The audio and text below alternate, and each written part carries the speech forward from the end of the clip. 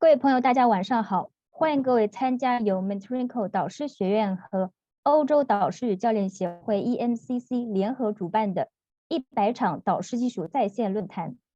今天是第38场，由来自斯洛文尼亚的 Jasna 女士带来。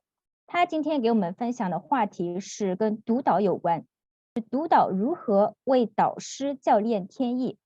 她将会跟我们着重分享督导的7只眼模型。首先，让我们来认识一下今晚的演讲嘉宾。Jasna 女士，她是 EMCC 认证的导师教练，也是 EMCC 认证的督导团队教练，同时也是 EMCC 个人认证的评审官。她同时也是认证的高管教练。那她也是 ICF 认证的大师级教练 MCC， 目前也是 ICF 斯洛文尼亚工会的副会长。那他创始了一家提供领导力发展和教练服务与培训的公司，然后目前是担任这家公司的首席执行官。那他在提供导师、教练和督导的过程当中，经常会用到4种语言，像除了英语以外，还会用到斯洛文尼亚语言、克罗地亚语以及塞尔维亚语。那他在他的这个从业过程当中，也是跟各行各业的个人以及组织打交道。那这些行业呢，也涉及到像制药、保险、IT、安全、金融、电信等等。那他在工作过程中比较擅长的一些话题呢，除了导师、教练、督导，也涉及到沟通、领导与变革管理、团队发展、文化变革与转型，以及复原力等等。今天我们讲座的主办方分别是欧洲导师与教练协会和 Mentoring。欧洲导师与教练协会 EMCC 是总部设在比利时布鲁塞尔的，专门为导师与教练提供国际资格认证的非营利性组织。Mentoring 是总部位于比利时布鲁塞尔的全球化导师服务咨询公司，我们的业务遍及6大洲35个国家和地区，而我们提供的导师技术课程、服务流程标准以及服务团队都获得了 EMCC 的专业认证。Mentoring 中国是注册在上海的中欧合资企业，我们是在2019年的11月首次把欧洲导师技术正式引入中国。那现在我们把舞台交给今晚的演讲嘉宾。Now let's warmly welcome Ms. Jasna. Hello and welcome to this webinar about supervision for coaches and mentors. My name is Jasna Knez and I work as a coach, coach trainer and coach supervisor for several years. I am master certified coach within the ICF as well within the MCC global body. I am accredited as a year senior, as a team coach, as well as a coach and mentor supervisor.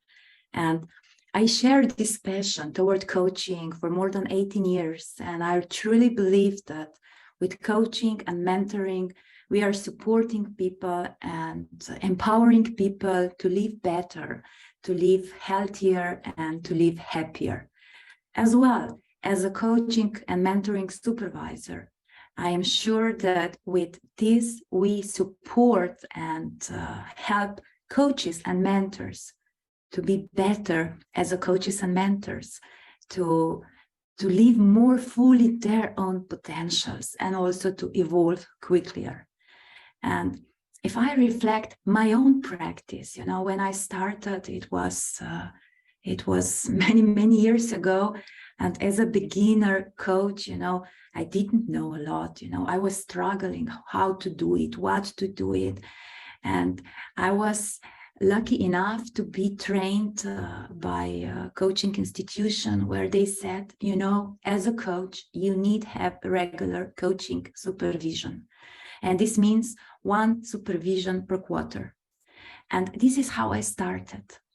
And now when I look back, my coaching practice, we really evolved a lot.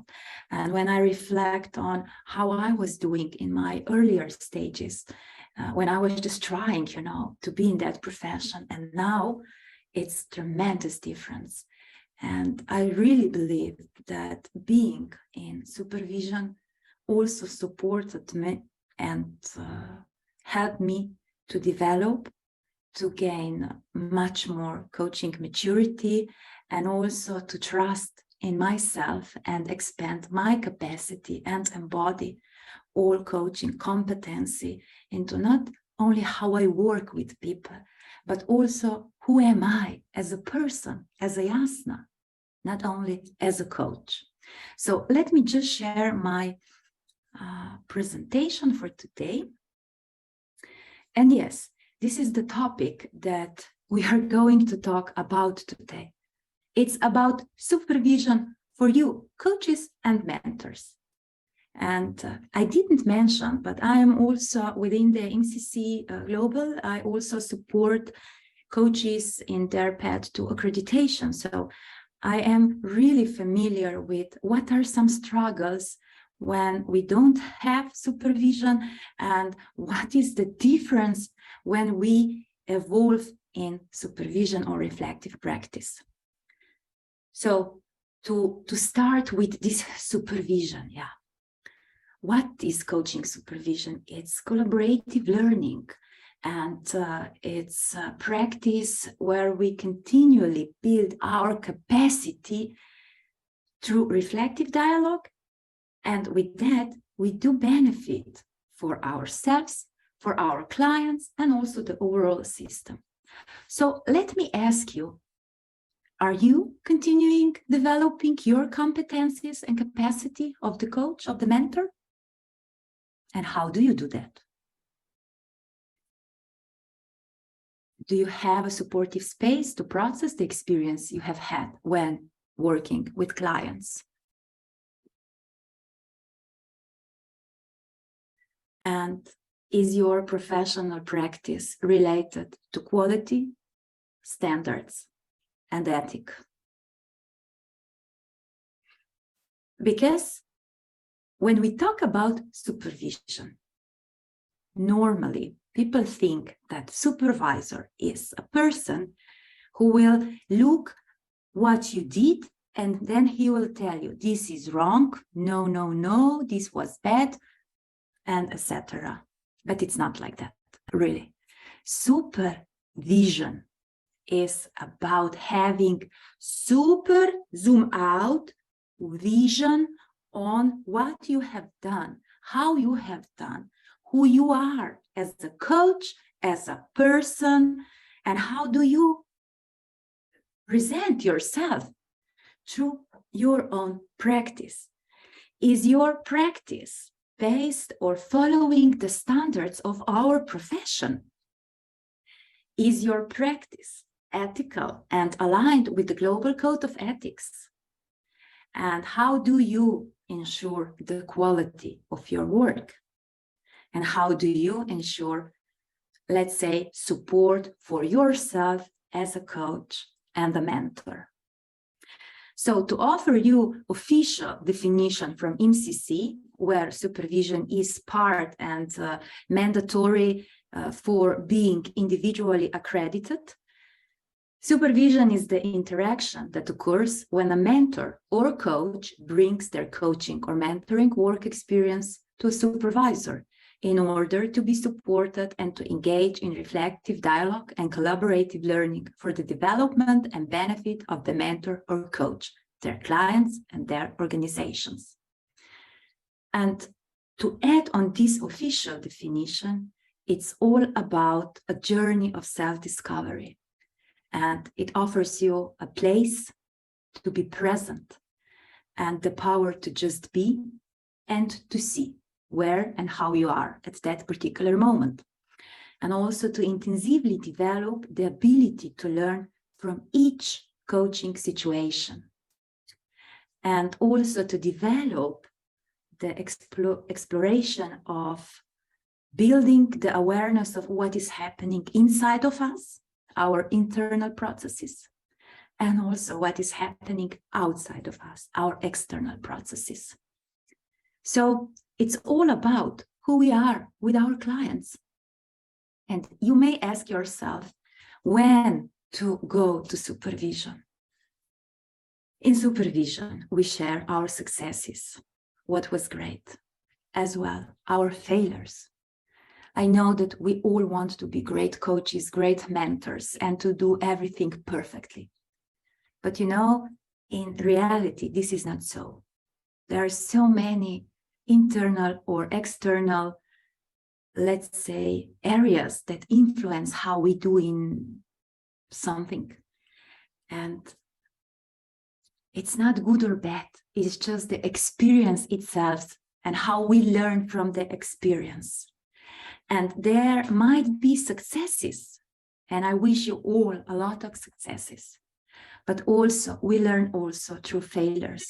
Through sometimes when we don't know how to do it, where to do it, we find ourselves in being stuck in the process, in the moment with the client, and how to overcome all this and how to learn and prevent some of the traps or the patterns that may encounter in our practice. So, for example, when to use it, when you are stuck with the client, when you ask yourself what to do next, or when you see that this coaching is just not working for the client and you're asking yourself how to approach it, or you ask yourself, I want to develop more. What further steps should I take to develop, or in which area where I am strong as a coach and where may be some, let's say, sensitive areas that it would be worth to explore, or what are the areas that I don't have yet skill and would love to develop in that area, or how can I take care for myself as a coach in the process of working with your clients. Or, you know, sometimes it may happen that client brings some issue or it shows up in some energy and you are just caught with the same energy, or you overthink about the issue. So it may happen the parallel process or the contra-transference. So these are great topics to bring to the supervision. It's also about to get external view, or let's say bigger systemic view on how you really do coaching. So what are your steps, how you approach to making an agreement, the contracting phase, how do you hold the space, the safety, the trust? What are the questions that you are using? Are they based on habitual model that you are using? Are there a pattern that you are using all the time? The same questions with all clients that you have? Or maybe you are attracting the one type of clients, and what is behind that? There are also conflict of interest that may happen, and this is also good to bring to the supervision. Or sometimes when we are questioning ourselves whether it was ethical to do something or not to do something, or to respond or not to respond, or whether our practice is aligned with the quality, with the standards and with the ethical code. So maybe you may don't like the client, you dislike the client. So what is happening? Or if you are overwhelmed with the feelings about what the client brought, or if something happened and you felt somehow and you are not sure that it was right or correct, or when you are asking yourself, can I handle that? And do I have enough skill? Or is this appropriate for mentoring or for coaching? Or should I react differently? So what are your working principles and boundaries? And how do I become a master coach? So these are some areas. In supervision, there are several aspects that we are covering, and each of the aspects is focusing on different things. For example, the first aspect is about quality. It's formative. So it's about providing some external perspective to ensure the quality of the practice. So it's about how we grow as an individual, and also how our practice is growing, how we are developing, evolving. And through formative aspect, we are learning new approaches or new concepts. And we are also gaining insight into our own practice. Because you would be surprised how many coaches are using the same questions with all their clients. And you know, one size doesn't fit all. So it's good to extend, vertically evolve.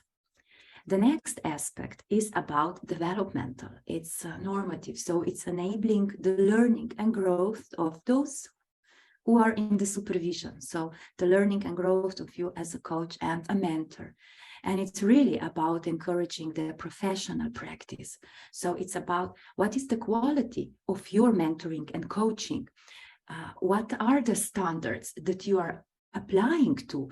And how do you follow the code of ethics? So how ethical is really your practice?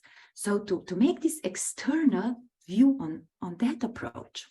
And it's about ensuring you and your clients that are safe and that your practice is ethical. And if you don't examine those and question those things, what is with your integrity as a coach and a mentor? The next aspect in supervision is about psycho-emotional position of you as a coach and a mentor.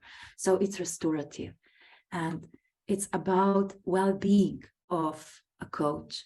It's about providing really this psycho-emotional and psychosocial support, because at the end of the day, we are all human beings. We are not robots, and we need to know how to take care for ourselves first, for you as a person, and then for you as a coach, to be able to support your clients better.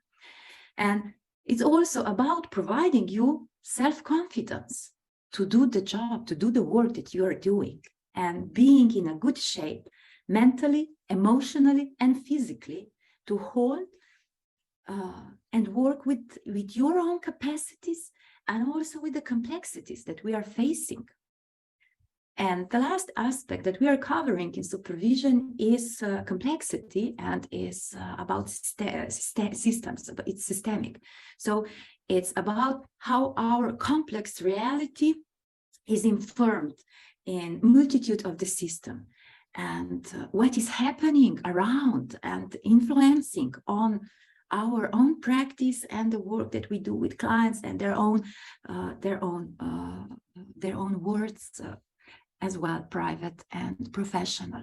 So it is really helping us to discover and work with the complexities of the assignments that we are working with.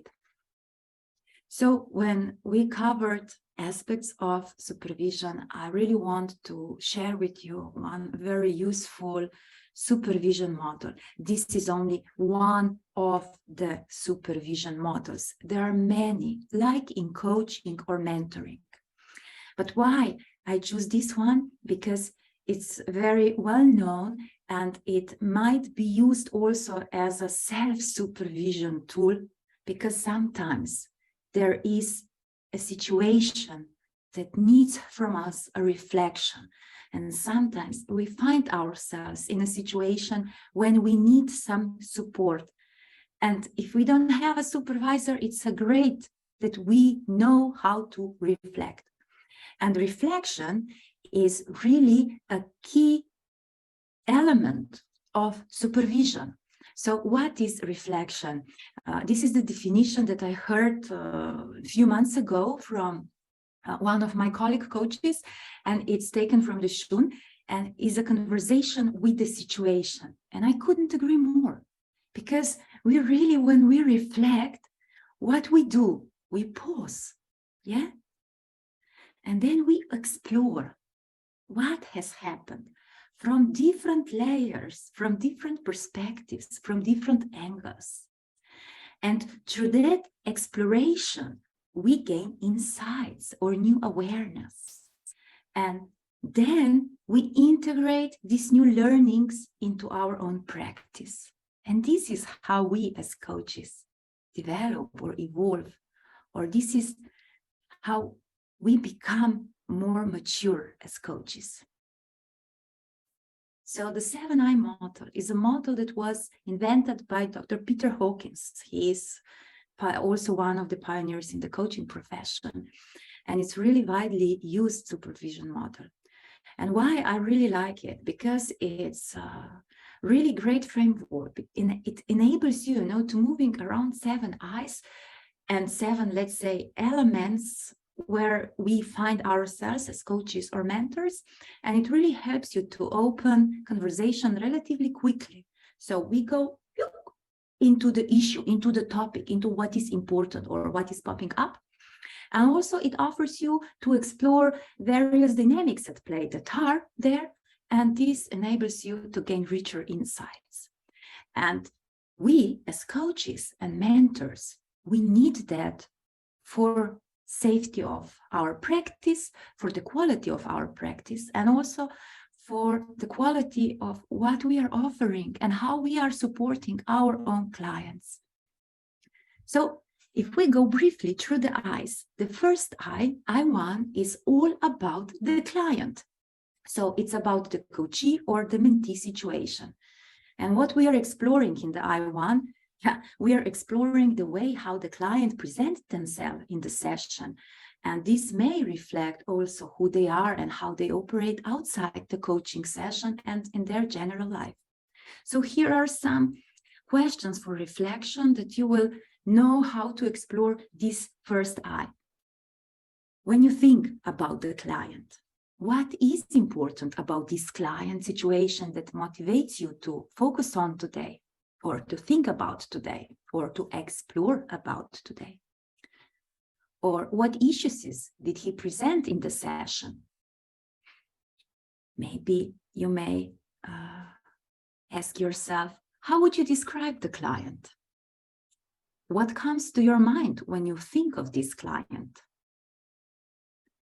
Or how did the client show up in the session? How did he look and sound when he came to the session?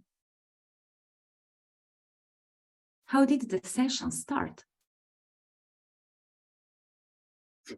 And when you're reflecting on the client, what did you see, hear, and feel during the session with this client?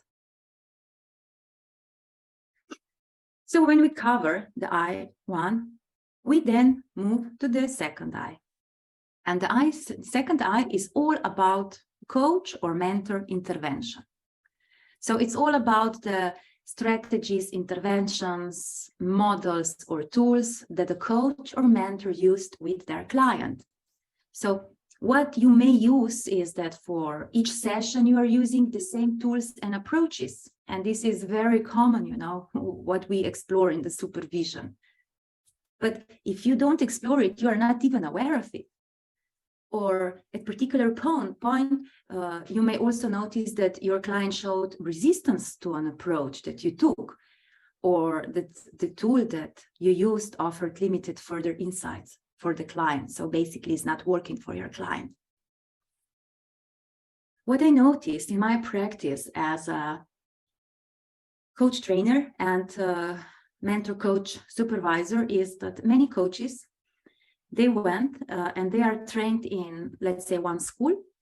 They are taught 1 or 2 or 3 models, and those models become their habitual used tools. And when you ask them what was the intervention, they are repeating all the same model all the time. So if we don't explore that, we don't know.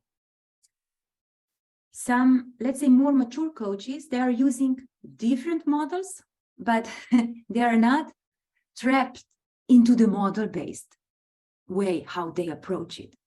But they are using interventions or strategies according to the type of the client, the need of the client, the moment where they're dancing, and also through their own, let's say, exploration of the way how they use the capacity of the competencies in the coaching or mentoring relationship. So based on their own development of the capacity of the competencies, they are also inventing their own strategies or interventions that they are using. And that's why this I2 is so helpful to make some more further exploration about your own approaches, interventions, and strategies that you are using. So some questions for reflection that you may use. What did you do? And what prompted you to choose to do that? What did you notice about how that tool or intervention worked with that particular client? Were relevant?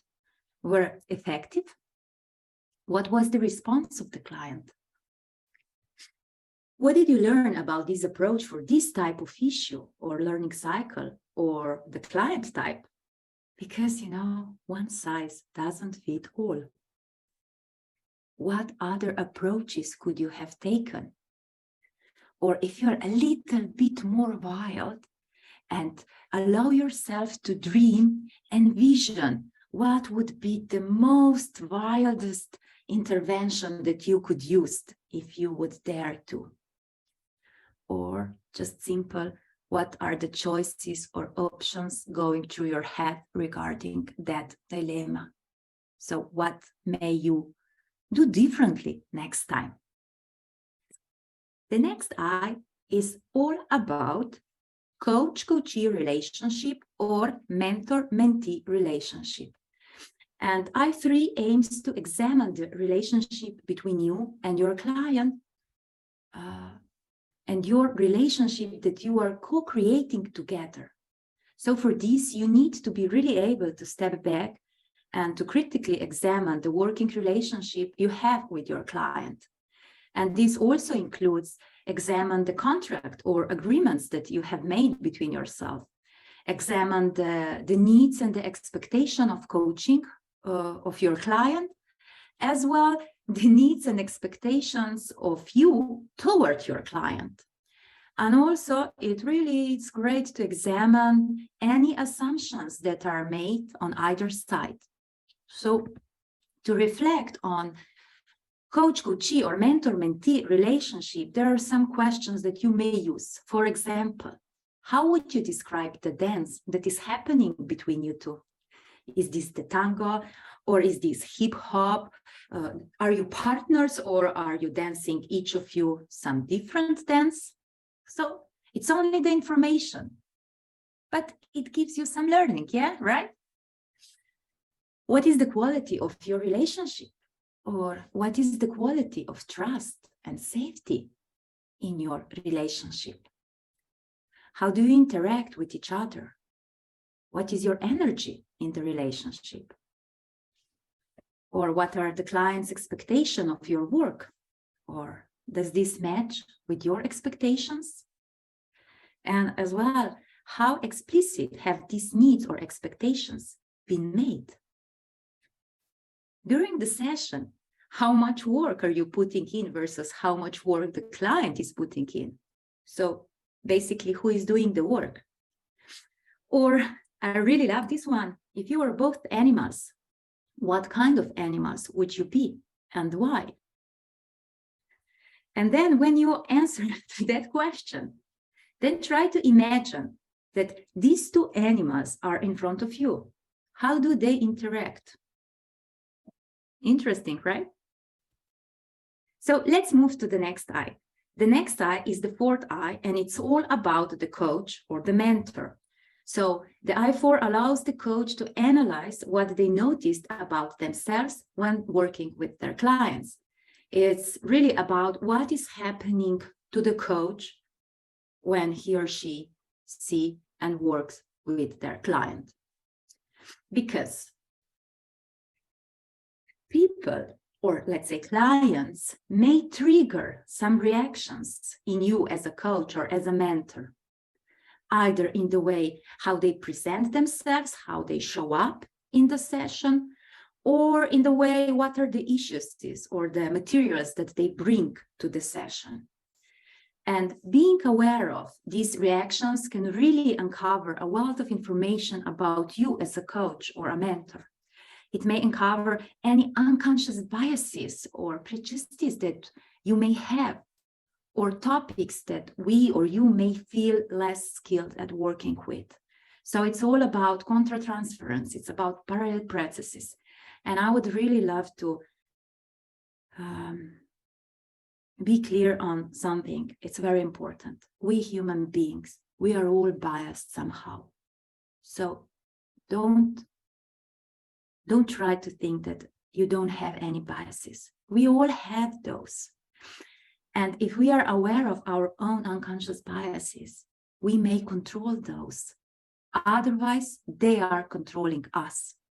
And this is the difference. You see why supervision. Some questions for reflection are, what is happening for you right now?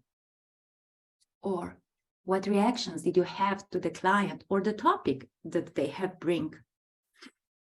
Maybe there were some bodily sensations that you were feeling in response to the client.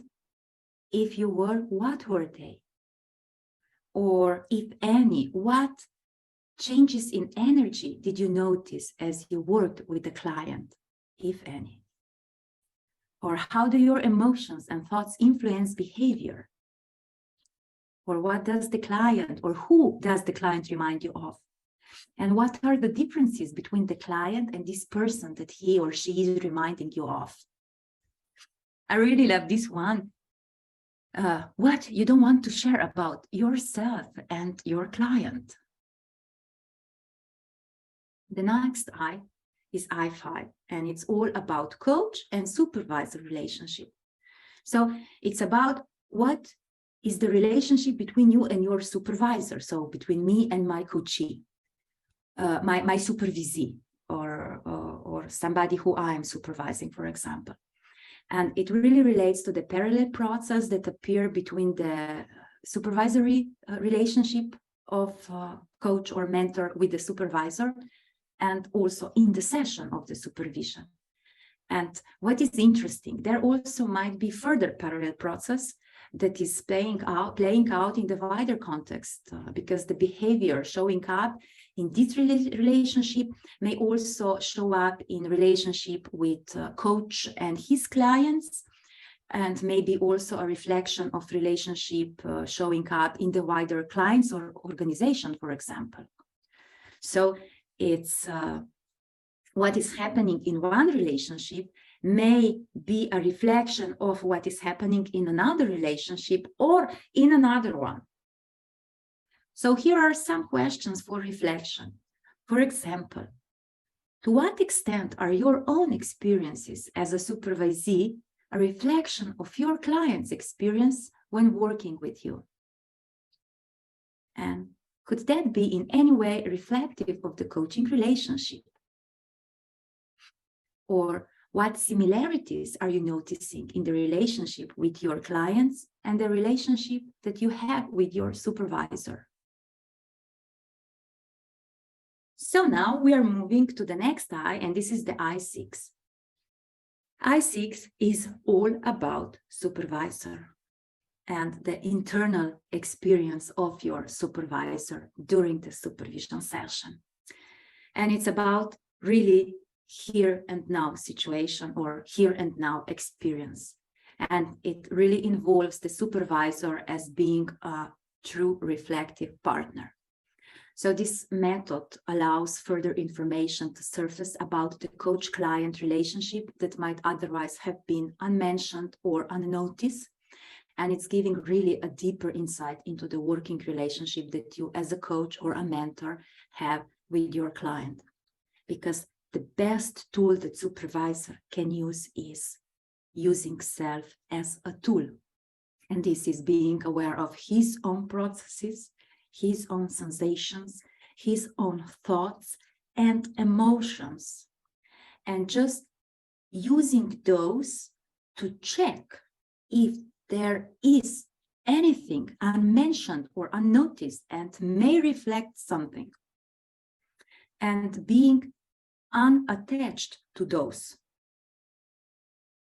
So here are some questions for reflection. For example, what emotions or thoughts or physical reactions is your supervisor having during your supervision session? For example, what may happen? Your supervisor may say, I feel sad and empathy as I listen to this. Does this make any sense for you? If not, just throw it into the basket. Or can you make any sense of that as you are thinking of your client? Is this somehow connected, related, if any? What does this tell you?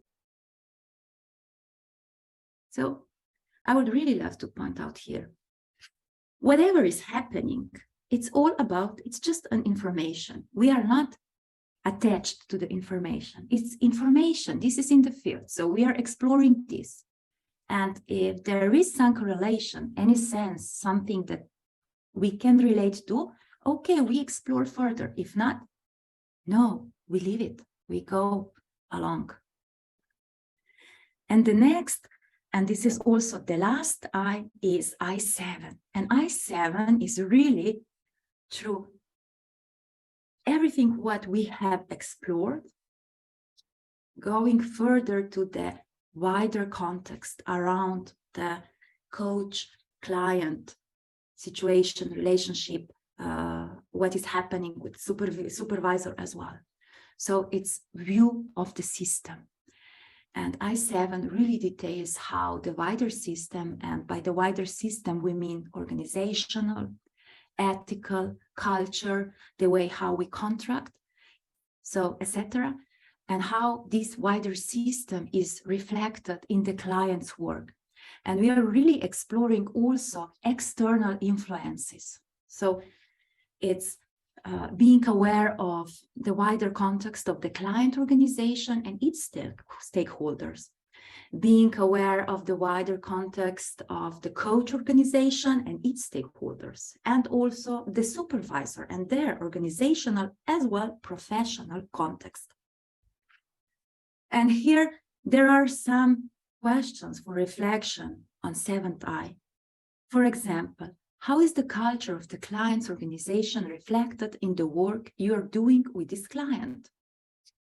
What do you know about the client stakeholders? How might they view the situation? Or how is your client's home environment or their client's environment reflected in your work with them? Or who are the other people mentioned by the coachee or mentee in your session? What have you learned about the values and assumptions that are present in the client world? And how are they showing up in his relationships? As well, how are wider social, political, or economic pressures manifesting themselves for the coachee, for the client? And the 7th I is the last I.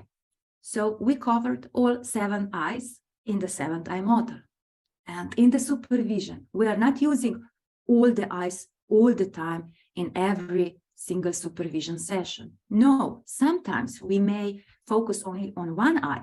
It really depends on the topic that you bring to the supervision. Sometimes we may go through all 7 I's. Sometimes we may explore only 2. It really depends. In a parallel, you know, it depends on the situation and on the present moment that we are in. So we are adjusting. And I really do hope that these questions and this model will support also your own coaching and mentoring practice. And I'm really wondering if you have found something interesting or helpful for yourself and for your practice during this webinar. And if you have, just write it down. What did you find most interesting or helpful for yourself? And also, I am inviting you to consider and reflect also what are the implications for your practice, how you could use supervision in your own practice, and what could be your small step that you could take from today on.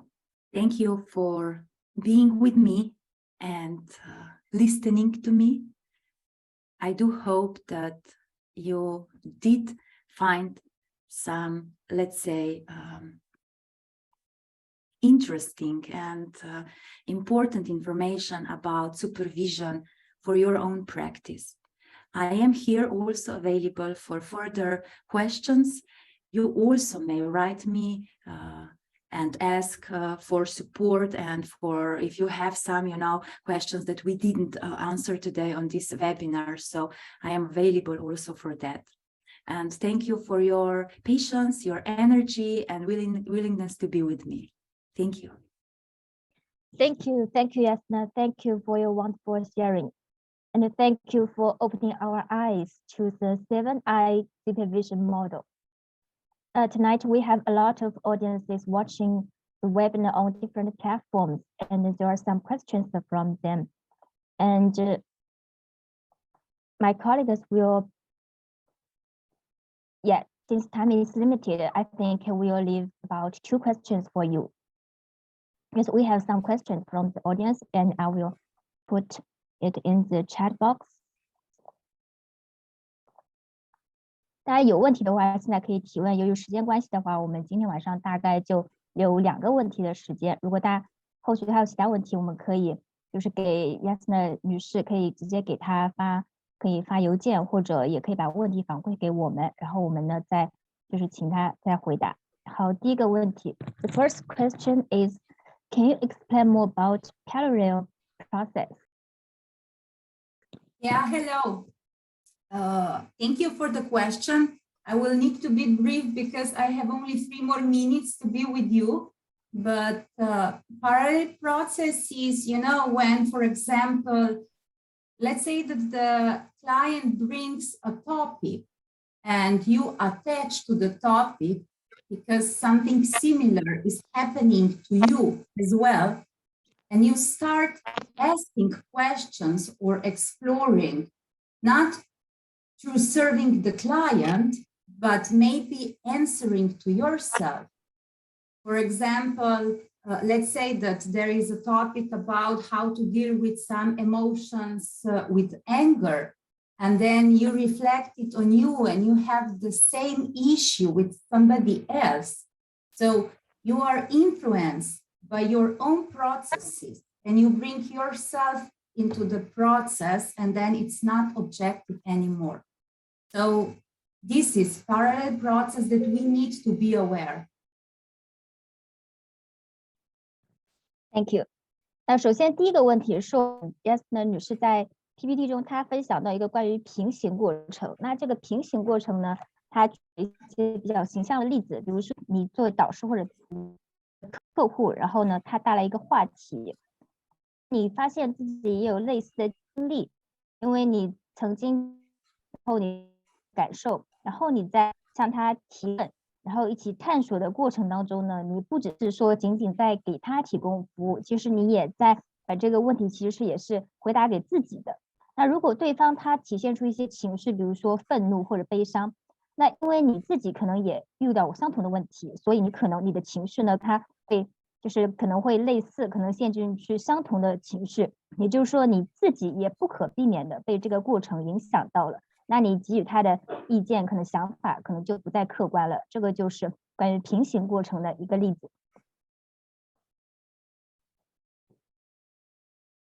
大家还有什么问题吗？我们可能再回答一个简短的问题，因为 Jasna 女士她今天可能因为等会儿还有事情。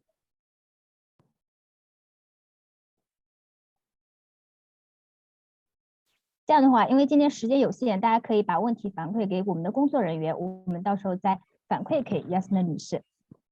Hi Jasna, I think given the time limitation, I think the webinar is that's for all now, and we will have some. If there are any questions, we'll have them get back to you. Yeah, thank you. So thank you for invitation, and I wish you all the best. Thank you for the sharing. Yeah, bye bye. 拜拜。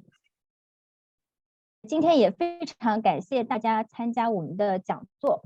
如果大家对我们讲座有任何意见反馈的，我们非常就是欢迎大家能够填写这个问卷，大家可以扫右下方的这个2维码，然后留下大家宝贵的意见。另外呢，我再跟大家分享几则好消息。首先是我们就是 EMCC 中国在每个月的最后一个星期六的下午会举办 EMCC 中国的开放日。这个活动呢，是免费对大家开放的，也是在闵行的中根环球创意中心。在这个开的活动里呢，我们会有 EMCC 总裁的致辞，有 EMCC 的介绍， EMCC 在中国的发展，以及跟大家分享如何获得 EMCC 国际专业的导师认证。我们也会有我们 EMCC 历次以前获得这个导师认证的学员来跟大家分享。好，我们也会跟大家说明如何加入我们的 EMCC 的大家庭。那关于如何获得我们这个 EMCC 国际专业导师认证，我们是即将在下个月4月份就开启新一期的我们 EMCC 国际专业导师认证课程。那在我们这个导师辅导界啊，就在我们的专业导师辅导，我们有5句金句。首先第一个是我们导师会帮助学员选对方向，做对事。我们导师首先会帮助学员去明确发展的方向，然后再帮助学员去挖掘他无限的潜能，并快速的、有效的达成目标。那第二个是我们经常提到的是，在这个导师辅导过程当中，我们是一方面我们在帮助学员达成目标，那另一方面我们同时也在帮助学员提升他的能量和状态。第三个是我们导师会帮助学员发现并激活身边的资源，这个资源既包括学员内在的资源，也包括外在的资源。那第四个呢是比较难得的，是我们导师辅导的成果是可以被量化的，无论你的 KPI、KBI 或者 ROI 都是可以被有效的计量和比较的。最后一点是我们导师辅导的一个非常特色的一个技能，就是组织隐性技能的萃取。懂得萃取的这个导师，他不仅仅能够去向学员传承自己的经验和智慧，他还可以去通过萃取他人的技能，传承给学员。我们这个 EMCC 国际导师认证，你一旦就是考通过以后，拿着这个证书呢，这个证书它是在140多个国家通用的。我们也非常欢迎大家就是加入我们，开启没有天花板的视野。大家可以扫下方的2维码，然后参与我们的这次的课程。我们这里跟大家分享一下我们下期的讲座预告，是在4月份4月11日下午，我们由挪威的 EMCC 挪威总裁，然后 Thor Erik 先生，然后跟大家分享是如何成为导师培训师。感兴趣的朋友可以扫右方的2维码，可以加入我们。最后我们跟大家分享一下，是我们在今年9月3号到5号即将在瑞士达沃斯举办第2届全球组织隐性技能管理论坛。那这次论坛呢，就是更多的消息大家可以点击右方的我们的官方网址 3w.GO-TKM.org， 然后了解更多的信息。这里有我们的论坛的信息，有我们相关活动的信息，有我们相关专家的信息。我今天的讲座就到这里，然后我们期待下次大家的见面。好，谢谢大家。